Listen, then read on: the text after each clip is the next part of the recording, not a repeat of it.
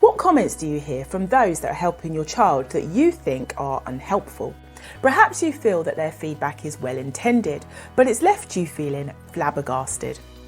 Negative comments could include, "You'd be lucky to get an EHCP or even be in a specialist school," or "It's unlikely that your child will succeed in mainstream education," or "Let's not make things worse because we know that the council is under-resourced."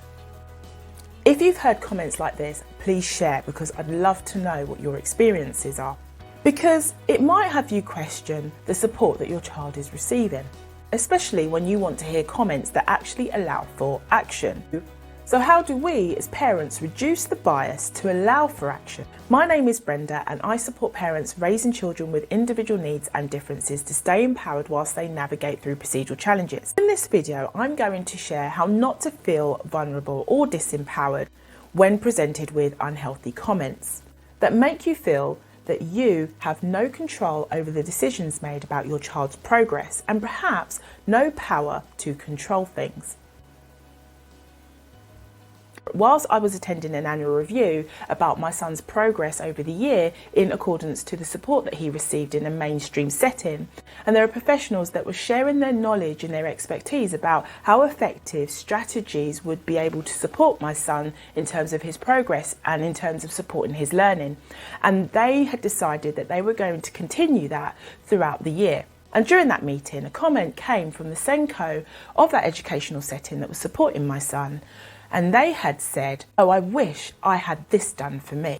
The shock and the surprise of that comment had me thinking that my child's individual differences weren't being recognised and were not valid according to that particular person who was in a position to be supporting my son and implementing this and ensuring that this was done in accordance to his EHCP. These unhelpful comments demonstrated to me that they had minimised and dismissed the threat that it would have to my son's development if that support was not put in place, and had underestimated that my child will struggle and suffer as a result of not also having that in place. Which brought to my attention, to know what you're dealing with, it helps to know what is. Minimising or disbelieving a child's individual differences demonstrates bias. And bias creates cognitive dissonance. Cognitive dissonance is the perception of contradictory information and the mental toll of it. For example, you want to be healthy, but you don't exercise regularly or eat a nutritious diet. In this context, you want to support a child's needs, but you don't make a referral or you don't make reasonable adjustments. Once we're aware of these unhelpful comments, we're then in a position to decide what we're going to do about them so that we can get the support our children need. And one way to do that is to eliminate. Eliminate by refusing to believe that this is so is a perfect opportunity to ensure where we as parents, our voices are heard. It really demonstrates the impact that we can have on the progress for our children moving forward. The second thing is to escape the danger. This is where, in that moment, you're there to make a decision. Questions may come about such as, is this the right setting for your child to continue their education?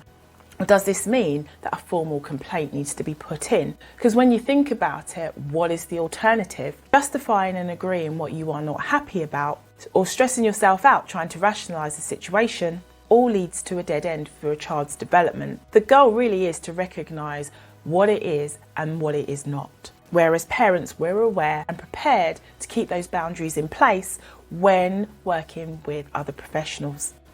And it's only then it makes it easy to allow for action. Perhaps you're in a position where you're about to attend an annual review. Why not look at one of my other videos that gives some insight about how to navigate that? So, hope to see you in the next video. But for now, keep doing what you're doing, stay focused, stay empowered, and keep creating progress. Thank you for listening.